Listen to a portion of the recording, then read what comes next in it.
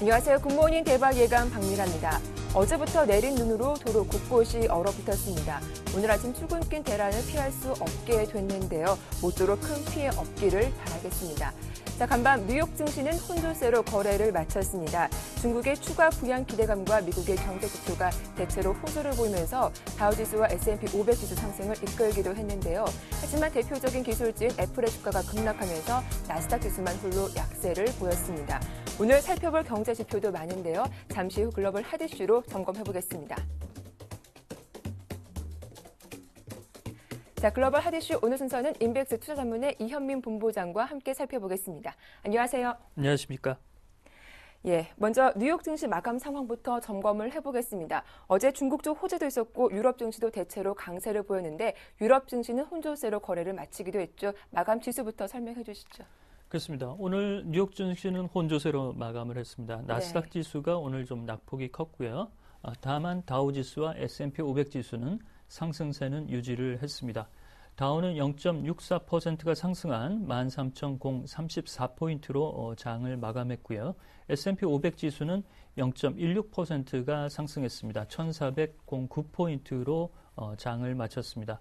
다만 S&P 나스닥 지수가 마이너스 0.77% 하락한 2,973으로 마감을 했는데요. 오늘 애플의 주가가 좀 크게 하락한 것이 나스닥 지수의 낙폭을 좀 크게 들이운 그런 내용이라고 볼 수가 있겠습니다. 오늘 뉴욕 증시는 경제 지표는 좋은 수치와 나쁜 수치가 번갈아 가면서 나타났습니다. 오바마 대통령이 이번 주말에 공화당과의 답변, 이런 재정절벽 협상에 대해서 또한 적극적인 움직임을 표출한 것도 뉴욕 증시의 긍정적인 요소로 작용이 됐습니다. 그렇지만 애플이 경쟁사 대비 시장 점유율이 하락할 것이다라는 예측이 나오면서 오늘 주가가 6.4%나 하락하는 등 나스닥 지수의 하락에 큰 요인이 됐다라고 볼 수가 있겠습니다. 네, 이렇게 애플의 주가가 올 들어 세 번째로 급락세가 나왔습니다. 현지 시간으로 6일이면 예정돼 있는 미국 법원의 삼성전자와 애플의 특허 소송이 좀 부담을 주지 않았을까 이런 생각도 드는데 애플 급락의 원인은 무엇 때문일까요? 그렇습니다. 앞서 잠깐 말씀을 드렸죠. 시장 경쟁률이 좀 뒤처질 수 있다라는 우려가 네. 애플 주가의 큰 원인으로 작용이 됐다라고 볼 수가 있겠습니다. 앵커께서 모두에 지적하신 대로 6일 날 삼성과 애플의 특허 침해 소송 최종 심리에 대한 공방 이런 부분도 애플의 투자자들의 마음을 좀 위축시킨 요인이 어느 정도 작용한 것으로 볼 수가 있겠습니다. 현재 IDC가 내년 태블릿 시장의 판매량의 전망 수치를 집계를 했는데요. 그렇지만 애플의 시장 점유율이 점차 낮아질 것으로 전망이 돼서 오늘 애플의 주가에 부정적 여파를 미쳤습니다. 애플은 태블릿 PC 시장에서 지난해 전체 시장에서 56.3%의 점유율을 차지했지만 올해는 53.8%로 상당폭 현재 3포인트 이상 가까이 현재 하락이 되고 있고요.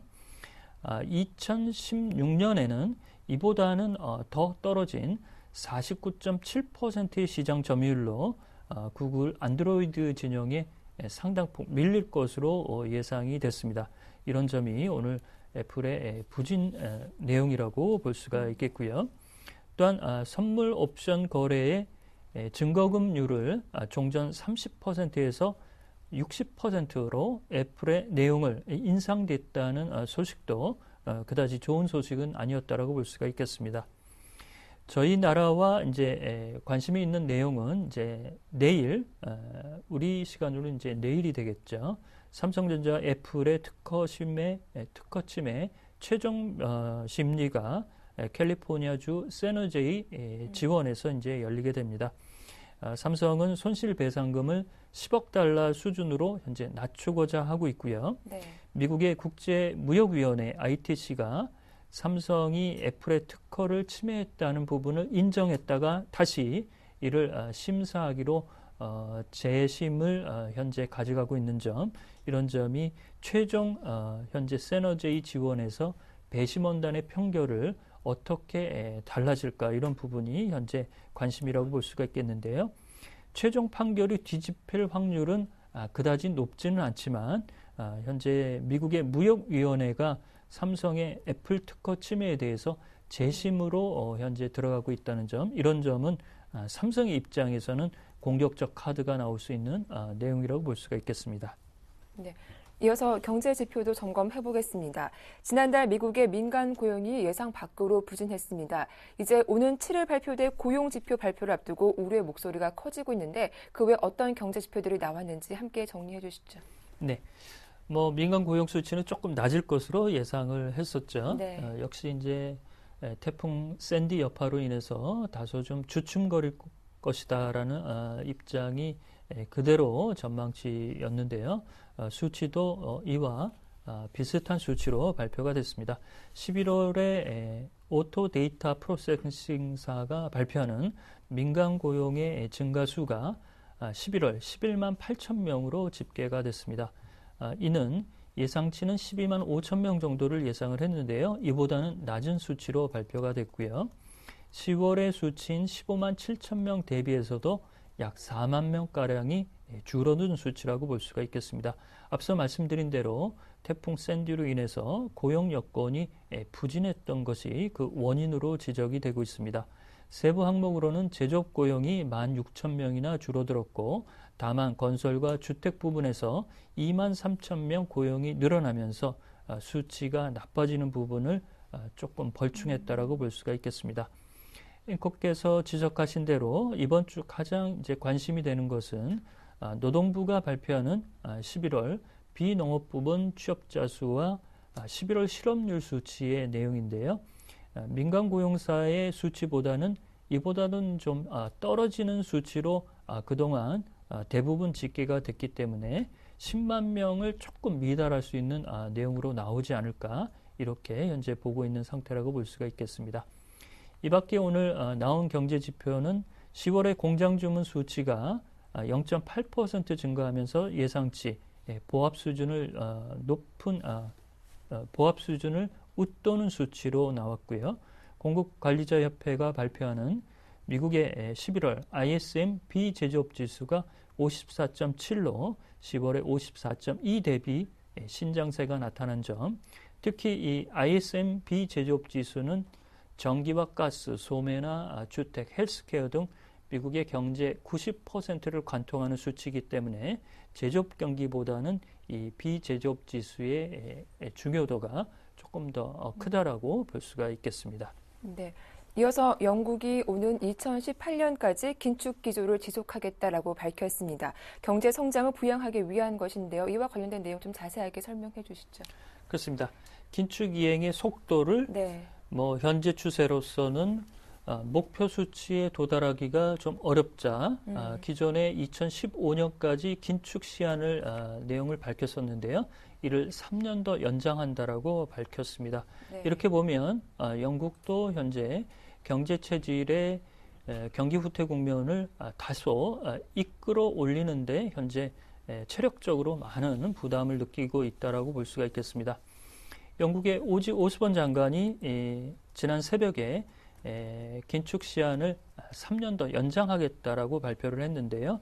2018년까지 긴축을 이행한다라고 밝혔습니다.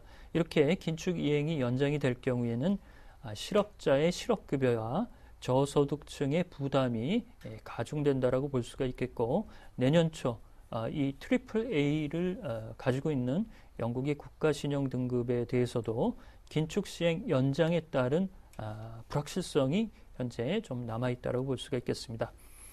영국은 올해 1분기와 2분기 때 더블 딥을 기록하고 3분기 때 1% 성장세로 경기 침체 국면에서 다소 탈출하는 그런 흐름인데요. 런던 올림픽 특수가 좀 있었습니다. 4분기 경제 성장률은 다시 마이너스권으로 떨어질 것으로 현재 보고 있습니다. 영국의 예산처가 발표하고 있는 내년도 영국의 경제 성장률은 종전 2%에서 현재 1.2%로 대폭 하향 수정되고 있다는 점, 이런 점이 영국의 현재 경기 상황이 녹록지 않다는 것을 그대로 이제 보여준다라고 볼 수가 있겠습니다. 네. 미국 대형은행인 시티그룹이 전 세계적으로 직원을 11,000명 감축하기로 했습니다. 전체 직원의 4%에 해당하는 규모인데 하지만 간밤 주가에는 좀 호재로 작용하는 모습이었습니다. 주가가 오르기도 했더라고요. 그렇습니다. 오늘 주가만 네. 놓고 보면 애플은 부진했고요. 네. 예, 시티그룹의 주가는 상당히 좋았습니다. 이것이 이제 가장 오늘 주가로서는 돋보이는 그런 흐름인데요. 시티의 그 마이클 코벳, 지난 10월에 비크람 팬디트 CEO가 이제 사임이 됐죠. 새로 이제 CEO로 자리를 꿰찼는데요. 대규모 감원 내용을 밝혔습니다. 소비자 금융 중심으로 6,200명을 포함해서 글로벌 인원을 11,000명 감축하겠다라고 현재 밝혔습니다. 주가는 오늘 이런 인원 감축 구조조정 내용 때문에 6.3%가 오른 36달러 46센트로 마감을 했습니다. 앞서 앵커께서도 말씀을 하셨는데요. 시티의 인력 현황을 보면 약 26만 2천 명 정도가 현재 산재가 돼 있습니다. 11,000명 정도면 현재 4% 정도를 현재 줄인다라고 볼 수가 있겠고요. 마이클 코벳 CEO는 이렇게 구조조정을 통해서 비용 절감을 내년도에 10억에서 11억 달러 정도를 현재 추산하고 있다라고 얘기를 하고 있고, 사업 부분도 슬림화 작업을 통해서 약 3억 달러의 비용 절감을 추가로 추진하겠다라고 얘기를 하고 있습니다. 한국에 소재하고 있는 시티은행도 최근 200명 가까운 희망퇴직을 실시하고 있어서 이런 시티그룹의 글로벌 구조조정의 인력 조정이 현재 광범위하게 나오는 그런 흐름이라고 볼 수가 있겠습니다. 네.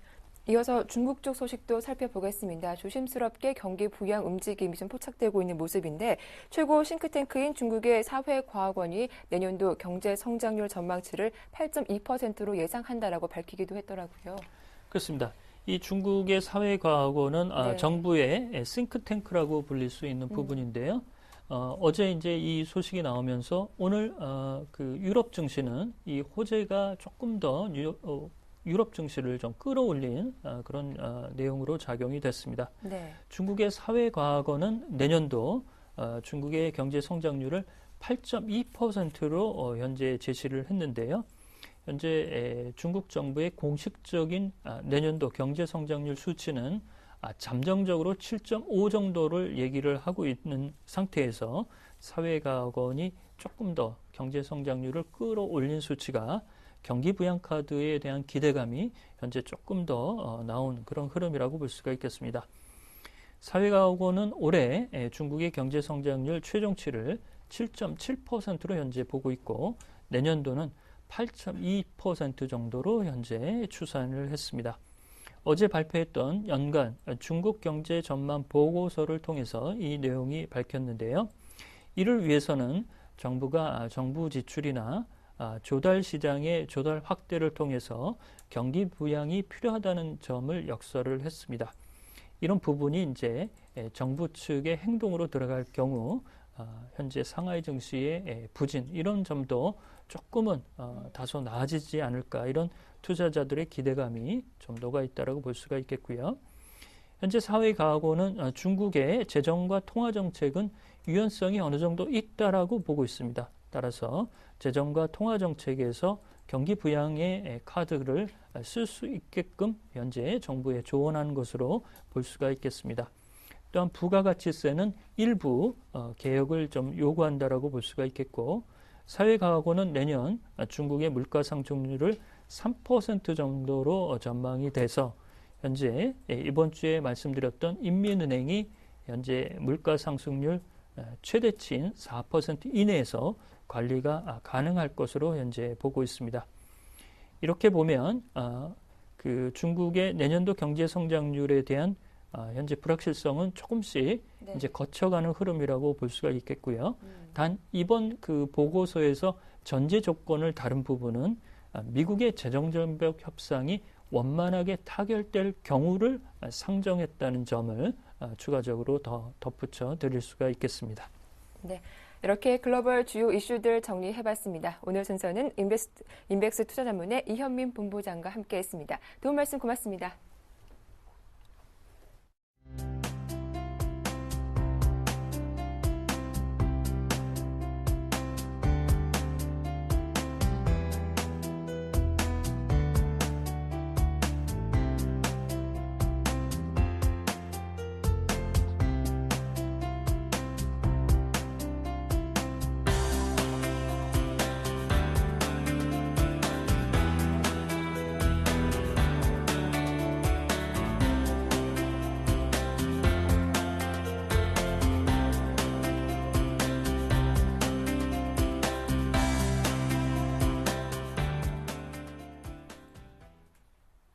네, 어제장 국내 증시 마감 상황과 주요 이슈들 점검해보겠습니다. 오늘 순서는 와이즈인베스트 심기원 대표와 함께합니다. 안녕하세요. 네, 안녕하십니까. 예, 어제 국내 증시 코스피 지수가 다시 1940포인트를 회복해주기도 했습니다. 무엇보다 삼성전자 최고가 경신, 외국인의 매수세도 강하게 유입됐던데 먼저 지수 마감부터 정리해보죠. 네, 맞습니다. 말씀해 주셨던 대로 코스피 지수 상승세로 마감을 하였습니다. 0.6%대 상승세 보이면서 1947.04에서 마감하는 모습 보였다는 점, 장 초반 약세를 딛고 어느 정도 좀 강세 전환되었다는 점이 상당히 긍정적이었다라고 정리해 드릴 수가 있겠습니다. 그 이유 여러 가지가 있겠지만 역시나 삼성전자 대장주에 어느 정도 상승 랠리가 이어졌다라는 점, 코스피 지수에 있어서 상승 영향력에 있어서 크게 확대되는 모습을 보였고, 외국인 수급을 중심으로 해갖고 감마스적인 분위기가 좀 짙었지만 그래도 어느 정도 좀 개선되는 모습 보였다는 점, 코스피의 상승세의 주요 원인이었다라고 정리해 드릴 수가 있겠고, 외국인과 기관 매매 패턴을 보신다라고 한다면은 외국인 먼저 삼성전자에 대해서 770억 원대 매수 우위를 기록을 하였습니다. 그 밖에 CJ 대한통운, 기아차, 삼성 엔지니어링, KB금융에 대해서 매수세 보였다는 점 언급을 해드리겠고, 기관 같은 경우에도 비슷했습니다. 먼저 CJ 대한통운 같은 경우에는 230억 원대의 기관 역시나 매수세, 그리고 한국타이어, SK하이닉스, 현대차, CJ대에서 각각 매수세 보이면서 전체적으로 좀 시총 상위 종목군 중에 있어서는 투자 심리 그리고 수급이 좀 개선되고 있다라고 정리 드릴 수가 있겠고, 반면에 외국인과 기관 매도세 보인 종목 같은 경우에는 외국인 SK하이닉스에 대해서는 매도세 보였습니다. 110억 원대 매도세 보였고, 현대차 100억 원대, KT 역시나 100억 원대, LG U+, 삼성중공업에 대해서도 소폭 매도세 보였고, 기관 같은 경우에는 NHN에 대해서 200억 원대, LG전자, 삼성전자, LG화학, KB금융에 대해서 매도세 보이면서 전체적으로 외국인과 기관 매도와 매수와 좀 엇갈린 종목군이 있었지만 전체적으로 영향력이 큰 외국인들에 대한 수급이 좀 기대됐던 하루였다라고 정리해 드릴 수가 있겠습니다. 네, 이렇게 코스피 지수는 어제 여러 호재들이 많았는데 코스닥 지수 어제 1% 이상 비교적 큰 폭의 하락세가 나오면서 5일선 아래로 내려가는 모습이었습니다. 수급으로 봐도 외국인과 기관의 동반 매도세가 또 이어졌더라고요. 네, 맞습니다. 시장에 전반적으로 좀 관심도가 대형주 중심으로 옮겨가고, 네. 연말 랠리에 대한 기대감이 높아지면서 약간은 중소형주보다는 그동안 좀 많이 못 올랐고 약간은 좀 저평가 메리트가 부각되고 있는 대형주 중심으로 수급이 개선이 되면서 코스닥 같은 경우는 반대로 수급이 악화되고 있다라고 정리해 드릴 수가 있겠습니다. 지금 같은 장 다들 아시겠지만 거래 대금이라든가 거래량 상당히 좀 적어지고 있는 그런 가운데 속에서 돈의 흐름이 원활하지 않은 상황입니다. 따라서 어느 시장으로 돈이 쏠린다라고 한다면은 상대적으로 다른 시장 같은 경우에는 돈의 흐름에 있어서 악화 영향을 받을 수 있다라는 점 어제장에서도 나타났다라고 정리해 드릴 수가 있겠고, 역시나 수급 악화가 코스닥 지수의 급락의 가장 큰 원인이었다라고 정리해 드릴 수가 있겠습니다. 코스닥 어제장 1.2%대 급락세 보였다라는 점, 역시나 중소형주 랠리에 있어서는 아직까지는 기대감은 크지 않았다라고 정리해 드릴 수가 있겠고, 그렇다라고 하더라도 완전히 코스닥 시장에 대한 관심도가 많이 낮아진 것은 아닙니다. 테마주 중심으로는 좀 활발하게 움직였다라는 점, 어제장 급락했지만은 그래도 약간은 좀 위안거리가 되지 않을까라고 정리해 드릴 수 있겠습니다. 자, 이어서 업종별 흐름도 체크해 보겠습니다. 먼저 코스피부터 살펴봐 주시죠. 네, 코스피 업종별 흐름에 있어서는 역시나 눈에 띄는 업종, 외국인과 기관 동반 매수세 보인 업종이다라고 정리해 드릴 수가 있는데, 네. 전체적으로 화학 업종에 대해서 그리고 운수 장비 업종에 대해서 외국인 기관 동반 매수세 보였습니다. 또한 운수 창고 역시나 좀 동반 순매수 보이면서 그동안 낙폭과대에 따른 반등세가 나왔던 업종 쪽으로 아직까지는 외국인과 기관의 수급이 집중되고 있다는 점 말씀을 드리겠고, 전반적으로 외국인 외국인과 기관 동반 매도세 나온 업종 같은 경우에는 은행 업종이 될 수가 있을 것으로 판단되고 있습니다. 전반적으로 은행 업종과 그리고 뭐 나머지 업종 같은 경우는 약간 혼조 양상 보였지만은 약간은 좀 우려감이 커지고 있다라는 거에 있어서는 다시 한번 언급드릴 수가 있는데 전일적 약세 업종 같은 경우에 의료정 및 의약품 서비스 업종이 약세 흐름 보였습니다. 반대로 증권, 전기전자, 철강, 제조, 유통 업종이 좀 강세 흐름 보이면서 전체적으로 경기 민감 업종 쪽으로 상승 탄력도가 나왔다라는 건 긍정적이겠지만은 그만큼 그동안 좀 시장 대비 많이 올랐던 경기 방어 업종에 있어서는 약간은 투자 심리 및 수급이 안 좋아지고 있다라고 정리해 드릴 수가 있겠고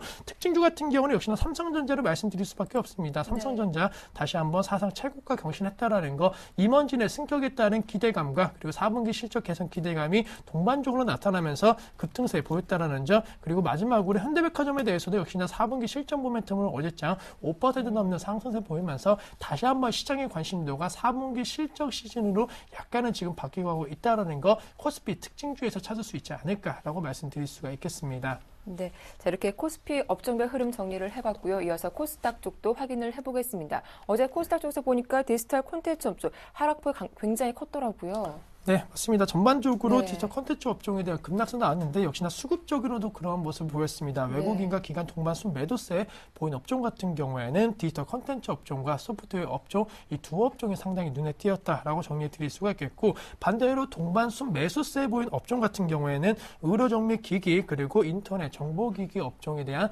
어느 정도 매수세가 동반적으로 나왔습니다. 또한 네. 강세 업종 같은 경우에도 통신 서비스, 비금속, 통신 방송 서비스 업종이 강세 흐름 보였고 약세 업종 말씀해 주셨던 디지털 콘텐츠 업종 이외에 오락 문화와 기타 제조 업종이 약세 흐름 보였고 코스닥 지수에 급락세가 나온 이유가 있습니다. 그동안 강했던 업종과 테마군 중에서 상당히 어제장 낙폭이 커졌던 그런 업종이 있는데 역시나 게임과 온라인 관련된 업종군들의 낙폭이 상당히 크게 나오는 모습 보였습니다.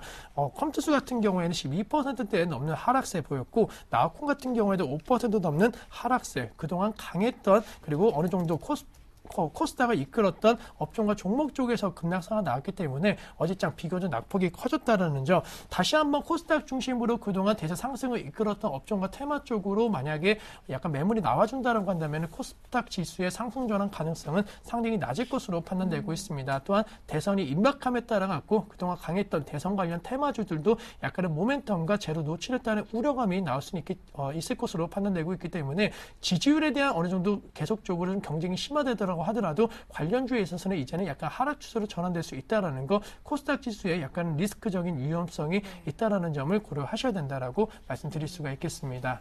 네, 또 서두에 언급하신 것처럼 최근 들어서 장세는 중소형주보다 그동안 덜 올라왔던 대형주 위주로 수급이 쏠리고 있다라고 하셨는데 이러한 수급 현상은 좀 언제까지 지속될까요? 네, 우선 뭐 적어도 연말까지는 좀 지속될 네. 가능성이 있을 것으로 판단되고 있습니다. 연말 정도 됐을 때 만약에 2013년도에 전망치가 상당히 좋아진다라고 한다면은 네. 연말 끝자락에 이 중소형주 열리가 나올 수는 있겠지만은 적어도 연말까지는 대형주 중심으로 재정 절벽에 대한 리스크가 얼마만큼 해결되는지를 좀 확인하시는 전략. 에 있어서는 대형주 중심이 조금은 좀 편할 수 있을 것으로 판단되고 있기 때문에 해외 불확실성에 따른 우려감이 커진다라고 한다면 코스닥에 대한 우려감 커질 수 있고 앞서 말씀드렸던 대로 그동안 너무 많이 올랐던 업종 쪽으로 차익 매물 나온다라고 한다면은 지수적인 측면에 있어서 코스닥은 약간 정체 및 조정 가능성이 있다라는 점을 염두하셔야 된다라고 말씀드릴 수가 있겠습니다. 네, 연말 랠리를 기대해 보면서 대형주 위주로 접근을 해보자라고 하셨습니다. 자, 그렇다면 오늘의 전략도 궁금합니다. 오늘 어떤 전략이 필요할지 한 줄로 부탁드릴게요. 네, 우선 뭐 투자 심리가 개선되는 기대감 속에서 단기 투자 전략은 유효하다라고 짧게 정리해 드릴 수가 있겠고, 뭐 전체적으로 지금 재정 절벽에 대한 어느 정도 마감 시한에 대한 부담감은 있습니다. 하지만 시간이 임박할수록 극적인 타결에 대한 노력이 더욱더 강해진다라는 것은 분명히 시장에서 호재성 재료로 작용할 수 있을 것으로 판단되고 있기 때문에 앞서 수급에서 봤듯이 운수 장비라든가 화학 같은 업종 쪽으로 그동안 많이 떨어졌던 업종 쪽으로 단기 반등세는 지속될 가능성이 있을 것으로 판단되고 있기 때문에 이 점 차관해서 어느 정도 투자 전략 세워보자라고 말씀을 드리겠고, 마지막으로 IT, 삼성전자 다시 한번 사상 최고가 경신하였기 때문에 관련된 IT 부품 대형주 중심으로도 투자 심리가 살아날 가능성이 있을 것으로 판단되고 있습니다. 따라서 삼성전기라든가 삼성 디스플레이 같은 종목, 삼성 SDI 같은 종목군들도 한 번쯤은 관심 가지시는 전략 유효하지 않을까라고 말씀드릴 수가 있겠습니다. 네, 오늘 말씀 잘 들었습니다. 지금까지 와이즈인베스트 심기원 대표와 함께했습니다. 도움 말씀 고맙습니다. 네, 이어서 샘플러스 김형근 전문위원과 어제자 이슈들 자세하게 점검해 보겠습니다. 안녕하세요. 네, 안녕하세요. 예, 어제 코스피 지수는 삼성전자가 최고가를 경신하는 등 강세를 이어갔습니다. 하지만 코스닥 지수는 외국인과 기관의 동반 매도가 나오면서 약세를 보였는데요. 그동안 코스닥 시장을 주도하던 게임과 온라인주 급락세가 나왔더라고요. 예, 그렇습니다. 어제 가장 좀 특징적인 부분은 온라인 게임, 모바일 게임주가 상당히 동반해서 급락하는 그러한 모습들이 좀 나타났었는데요. 말씀하신 그러한 그동안 이제 강했던 종목들에 대한 그러한 매도세, 차익 실현 매물도 좀 있었던 것 같고요. 종목에 대한 어떤 개별적인 악재 이런 부분도 좀 있었던 것 같습니다. 온라인 게임 같은 경우는 기업별 악재 같은 게 좀 부각이 되면서 주가가 좀 급락을 했고요. 모바일 게임주도 좀 전에 말씀드린 대로 상승에 대한 또 이익 실현 매물 이러한 부분으로 좀 급락을 했던 것 같고요. 관련해서 네오이즈 게임즈라든가 네오이즈 인터넷 이런 기업별 악재로 인해서 좀 급락하는 모습이 나타났고 NC소프트 같은 경우도 신저가를 기록하는 이러한 모습이 나타났는데요. 이러한 부분들은 좀 기관의 어떤 손절매 물량도 좀 있다 이렇게 좀 판단이 들고요. 게임주에 좀 접근할 때 좀 신중하게 해야 되는 그러한 시기가 아닌가 판단이 들고요. 모바일 게임 쪽도 마찬가지 같습니다. JC라든가 위메이드라든가 컴투스, 게임빌 이러한 종목들이 상당히 급락하는 모습이 나타났었는데요. 최근에 시장의 흐름에서 모바일 그러한 돈의 흐름 부분도 좀 있고요. 모바일 게임 시장에 대한 성장에 대한 막연한 좀 기대감도 분명히 있었던 것 같고 거기에 대해서 좀 검증을 원하는 그러한 단계에 진입하지 않았나 이렇게 좀 판단이 듭니다. 그래서 내년까지 해서 분명히 신작 게임에 대한 부분이라든가 모멘텀 있는 종목들은 내년에도 좋은 흐름이 나타날 거라고 예상이 되지만 당분간의 주가의 흐름은 조금은 어려운 좀 조정의 모습을 좀 보여주지 않을까 이렇게 좀 판단이 들고 있습니다. 자, 그래서 오늘 같은 경우 관련해서 이 네오이즈 게임즈라는 주가의 흐름을 좀 점검을 좀 해보도록 할 텐데요. 네오이즈 게임즈 같은 경우가 일단 기업적인 그러한 악재, 최근에는 사실 네오이즈 인터넷과의 합병 관련해서 그러한 기대감도 좀 있었고 하면서 주가는 하락을 좀 멈추고 바닥을 형성하는 듯한 그러한 흐름을 좀 보여줬지만 전일 같은 경우에는 하한가를 가는 모습이 나타났죠. 일단은 대규모 구조조정이라는 이러한 부분도 좀 있었고요. 최근에 희망퇴직도 받고 있는 그러한 모습이죠. 그래서 앞으로 이제 그러한 대규모 구조조정이 좀 진행이 될 거라는 이러한 또 우려감이 좀 있는 상황이고요. 그리고 무엇보다 이제 미국 게임 업체 일렉트로닉 아츠와 결별설, 즉 일렉트로닉 아츠가 네오이즈 게임즈와 네오이즈의 지분을 전량 매각을 하게 되죠. 블록딜 방식으로 해서 처분키로 한 상태입니다. 그래서 그러한 부분에서 앞으로 좀 전략적인 관계가 좀 마무리되지 않을까. 네오이즈 게임즈와 피파 온라인 2 서비스를 내년 3월부터 종료를 하겠다고 밝힌 상태입니다. 그렇다 보니까 그에 따라서 앞으로 그러한 지분도 매각하고 이렇게 되면 추후에 이제 전략적인 관계가 좀 마무리되는 단계가 아닌가 이렇게 좀 판단이 드는 거죠. 그래서 그러한 부분에서 주가가 좀 하락을 했고요. 또 한 가지 문제는 이제 크로스바이어에 대한 부분인데요. 현재 크로스바이어가 유저가 이제 400만 명이 넘는 그러한 중국에서 지금 현재 1위 게임이죠. 근데 이러한 게임에서의 로열티 비중이 상당히 네오이즈 게임즈 같은 게 매출의 한 40% 정도 수준을 차지하고 있습니다.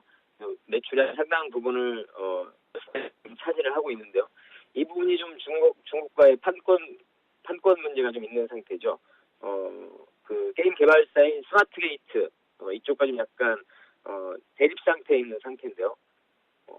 그 스마트게이트에서 네오이즈 게임즈에 대한 역할에 대한 약간 의문을 좀 제기하고 있는 이런 상황으로 판단이 들고 있습니다. 그리고 스마일게이트가 상장 예정이 돼 있는 상태인데요. 이 부분과 상표권 변경 검토까지도 하고 있는 상태이기 때문에 그런 부분이 진행이 된다면 동사의 네오이즈 게임즈의 매출 상당히 공백이 생기게 되는 거겠죠. 그래서 수익성 악화, 재무구조 악화 이런 부분이 상당히 좀 우려가 되고 있습니다. 이런 부분으로 주가가 여러 가지 좀 악재들이 좀 겹치는 그런 모습이 나타나고 있고요. 중국 판권이 좀 연장이 되더라도 이런 수익 배분 자체가 좀 축소될 거라고 예상되기 때문에 수익성 악화는 좀 불가피한 상황이 아닌가 이렇게 판단이 들고요. 네오이즈 인터넷과 합병 부분도 사실은 이제 모바일 게임에서 어떤 성장 부분을 좀 기대를 해볼 수 있지 않나 이렇게 판단해볼 수 있겠지만 그 부분은 기대하기에는 조금 어려운 상황이 아닌가. 네오이즈 인터넷 쪽에서의 모바일 게임 역량 자체가 아주 큰 상황도 아니기 때문에 네오이즈 인터넷 같은 경우에는 사실상 음원 서비스하는 이런 쪽에 더 매출 구조가 크기 때문에 그러한 기대감도 생각을 하기에는 좀 큰 그러한 기대감을 가지기에는 작은 부분이 아닌가 이렇게 생각이 듭니다. 차트를 좀 보시면서 이 종목 다시 점검을 좀 해보면 뭐 지속적인 좀 하락을 좀 보여주고 있는 상황이죠. 마지막 역별 구간에서 일전에 좀 하락을 좀 멈추는 듯한 바닥을 좀 보여주는 듯한 바로 그 네오지 인터넷과의 합병에 대한 기대감으로 이러한 흐름이 좀 나타났었지만 현재 지금 다시 한번 저점을 이탈하고 하한가로 강하게 좀 하락을 하는 상태입니다. 추가적인 하락도 가능할 거라고 예상이 들고 있고요. 그래서 보유하신 분들이라면 일단 좀 빠져나오시는 게 좋지 않나 이렇게 생각이 들고요. 신규 매수 관점에서도 좀 게임주 같은 경우 좀 자제를 하시고 일단 관망을 좀 하시는 게 좋을 것 같고요. 모바일 게임 쪽도 접근을 하실 때 어떤 신작에 대한 모멘텀이라든가 이런 부분이 좀 확인이 되고 내년 상반기 때, 1분기 때 실적에 대한 그러한 호실적에 대한 기대감이 있는 종목들만 좀 선별해서 접근하는 부분이 좀 낫다고 생각됩니다. 그래서 당분간은 이러한 종목도 일단 떨어지는 칼날을 좀 피하고 보는 이러한 전략이 좀 맞다고 봅니다. 그래서 네오이즈 게임즈 같은 경우 매수가는 제시를 해드리지 않고요. 이렇게 좀 점검을 해드리도록 하겠습니다. 네. 어제 52주 친저가를 기록한 네오이즈 게임즈 보유하신 분들을 좀 비중을 줄여보자라는 말씀까지 잘 들어봤습니다. 도움 말씀 고맙습니다. 예, 감사합니다. 네, 지금까지 샘플러스 김현근 전문위원과 함께했습니다.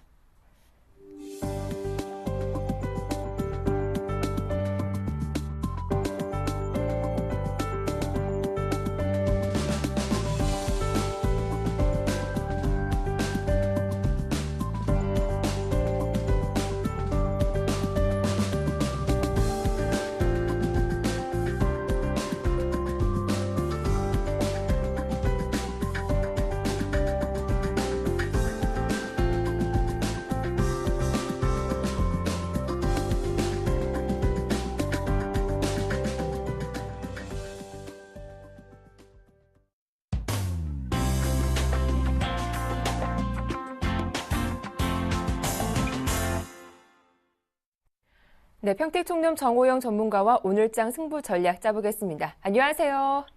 네, 안녕하세요.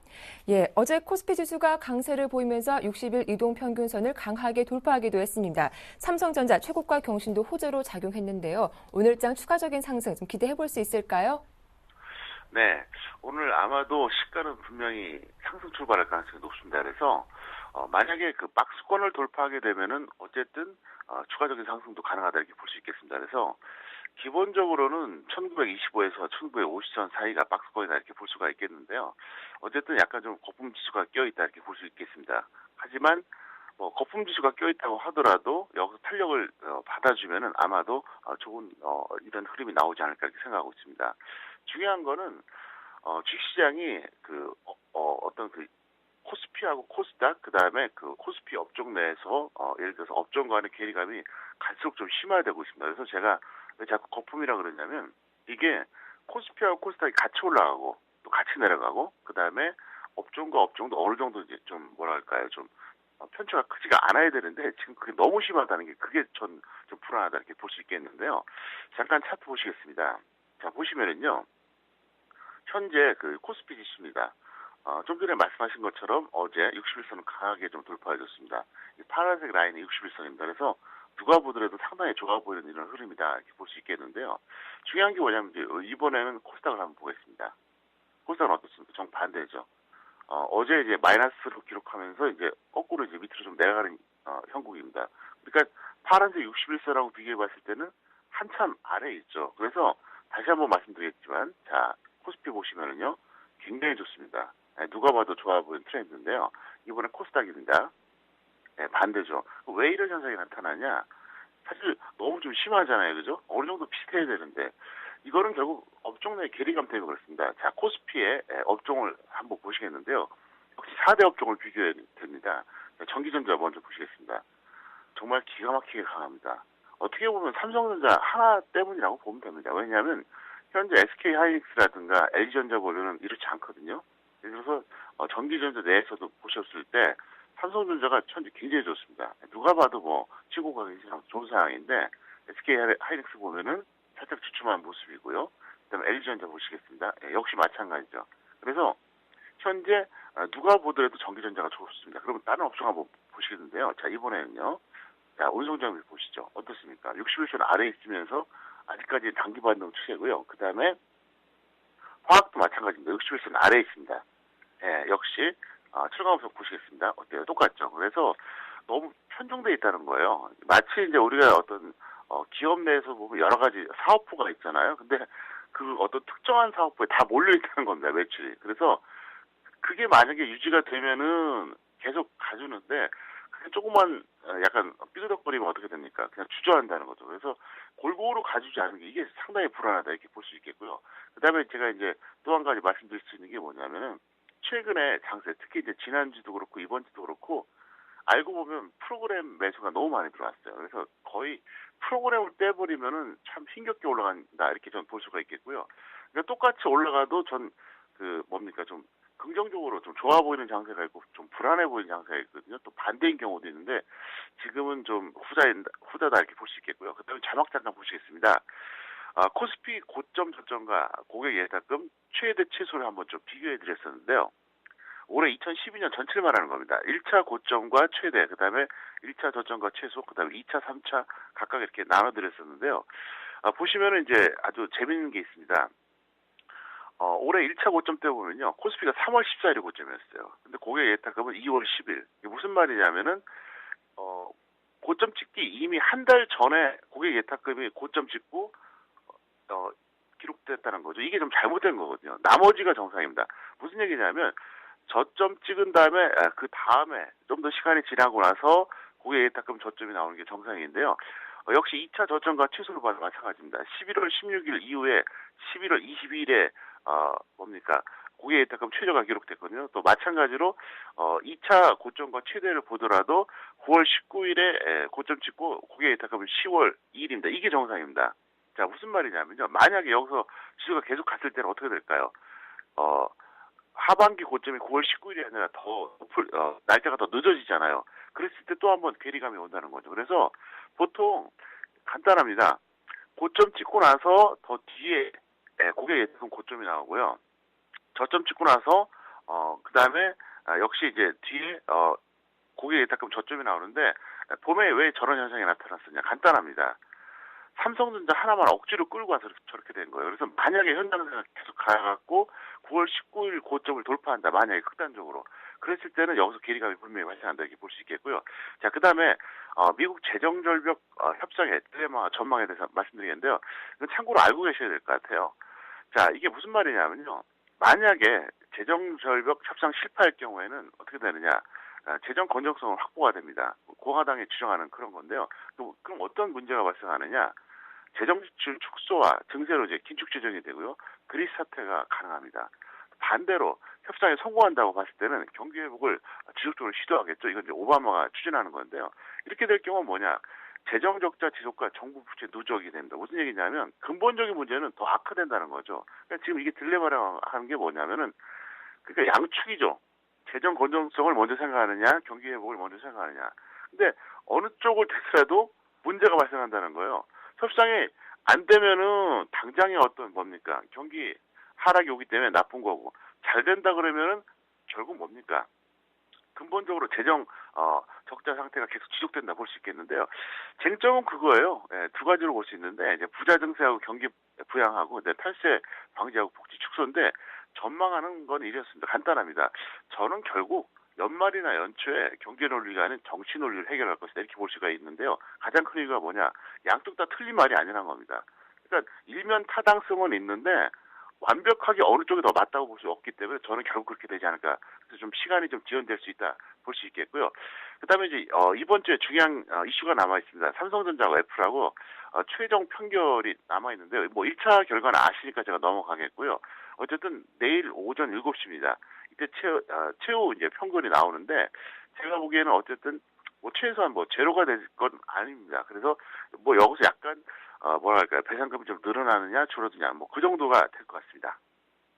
일부 업종만 오르면서 시장은 불균형적으로 움직이고 있다라는 말씀과 재정절벽 협상에 대한 전망까지 잘 들어봤습니다. 이어서 오늘장 대응 전략 궁금한데요. 소개해 주시죠. 네, 1925선 기준으로 보세요. 지수 빠졌어도 똑같습니다. 그래서 네. 1925선이 안 무너지면 계속 25, 50 주시고요. 그 다음에 무너지면 0에서 25인데요. 만약에 여기서 지수가 더 간다 그래도 비중을 너무 크게 늘리지 마세요. 왜 그러냐면 제가 누차 말씀드리지만 너무 한쪽에 쏠려 있다는 거고요. 그 다음에 오늘의 관심 업종과 테마주인데요. 코스피 증권업종 같은 경우 지수가 올라가면 배팅을 하고 보유하는 마인드가 되게 잡히겠고요.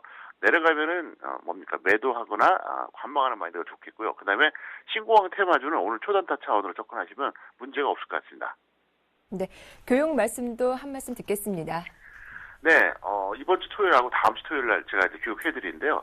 어쨌든 참여하시면은 분명히 후회하지 않을 정말 잘 참여했다 이런 생각이 드실 정도로 좋은 교육 내용이 전달되니까 많은 참여를 부탁드리겠습니다. 네, 오늘 말씀 잘 들었습니다. 고맙습니다. 네, 감사합니다. 지금까지 평택총룸 정호영 전문가와 함께했습니다.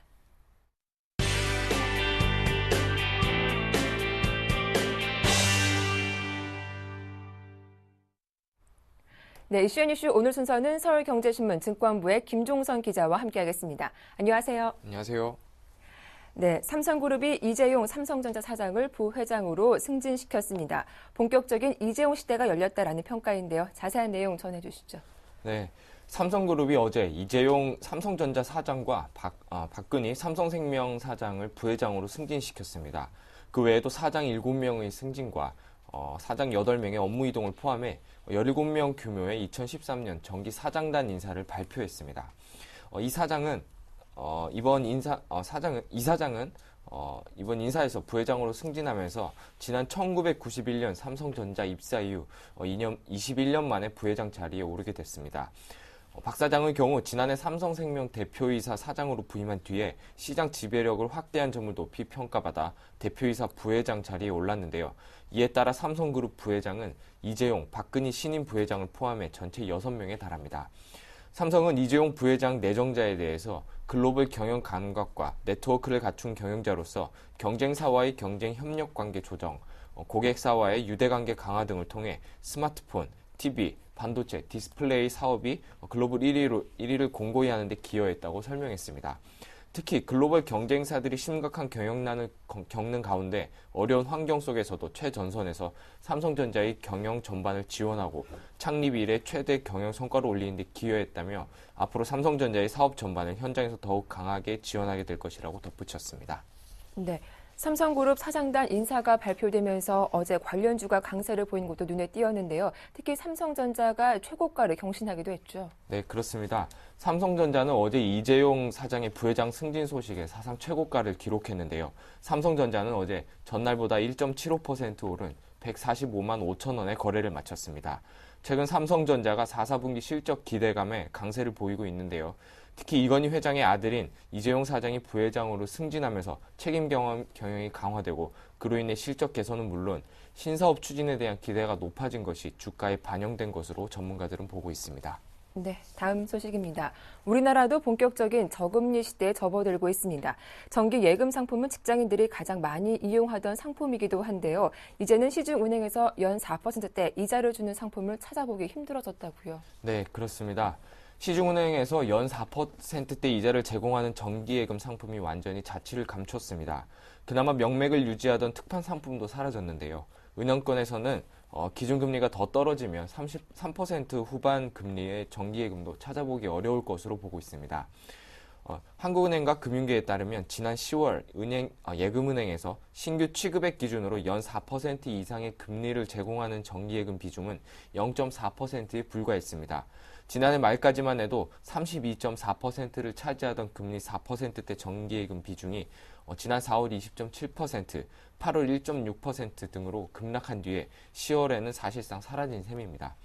올 들어 최고 금리를 자랑하던 KDB 산업의 다이렉트 하이 정기예금이 지난 2일 금리를 연 4.05%에서 3.80%로 내린 이후 시중은행의 4%대 정기예금은 완전히 자취를 감췄는데요. 해마다 연말을 앞두고 각 은행에서 경쟁적으로 내놓던 고금리 특판 상품도 사라졌습니다. 한 대형은행 관계자는 고객들의 금융자산이 늘어나는 추세이지만 은행들이 수익을 내기 어려워 당분간 4%대 고금리 상품을 찾아보기는 어려울 것이라며 기준금리가 더 떨어지면 3%대 중후반 금리 상품도 사라질 수 있다고 말했습니다. 네. 서울시가 비정규직 청소 근로자 6,200여 명을 정규직으로 직접 고용하기로 했습니다. 정규직 전환에도 추가 비용은 없을 것이란 분석도 나왔다고요. 네, 그렇습니다. 서울시는 어제 간접 고용 비정규직 근로자를 시가 정규직으로 직접 고용하는 내용을 중심으로 하는 2차 비정규직 고용 개선 대책을 내놨습니다. 서울시 본청과 사업소, 투자 출연기관에서 일하는 간접 고용 비정규직은 11월 현재 6,231명으로 주로 청소나 시설물 관리, 경비직을 맡고 있습니다. 이들의 실제 일터는 시청, 산하기관이지만 소속은 민간 용역회사인데요. 이 때문에 고용이 불안정하고 시가 지불하는 임금의 일부를 용역회사가 가져가 임금 수준도 낮은 편입니다. 청소 근로자들은 현재 월 평균 131만 원을 받지만 직접 고용될 경우 이보다 16% 오른 153만 원을 받고 65세까지 정년이 보장받게 됩니다. 비정규직 근로자를 정규직하는 데 들어가는 비용은 추가 비용은 거의 없다는 게 시의 설명인데요. 당장 내년에 청소 근로자 임금을 올려주는데 약 107억 원이 더 필요하지만 민간 용역업체에 지불했던 이윤과 일반 관리비, 부가세 등 경비를 약 161억 원 줄이게 되면 시 예산은 오히려 53억 원 덜 쓰게 된다는 설명입니다. 네. 또 끝으로 어제 폭설까지 내리면서 최대 전력 수요가 전년에 비해 크게 늘고 있습니다. 전력 당국은 이미 비상기조에 돌입했다고 하죠. 네, 그렇습니다. 지식경제부와 전력거래소 등에 따르면 이달 들어 전력 수요가 일별로 최대 7% 가깝게 증가했는데요. 이에 따라 한국전력은 지난 3일 올 겨울 들어 최초로 50만 킬로와트 전력을 감축하는 수요 관리를 실시하기도 했습니다. 전력 수요가 크게 늘자 한전은 50만 킬로와트 수준의 수요 관리를 실시하고 있는데요. 한전의 수요 관리는 하루 전에 미리 약정한 기업에 통보해 전기를 감축하도록 하고 구역 정비 사업자와 민간 발전기를 가동하고 있습니다. 네, 이슈의 뉴스 지금까지 서울경제신문 증권부의 김종선 기자와 함께했습니다. 도움 말씀 고맙습니다. 고맙습니다. 예, 굿모닝 대박 예감 1부 순서는 여기서 마치겠습니다. 저희는 잠시 후 2부로 다시 인사드릴게요. 고맙습니다.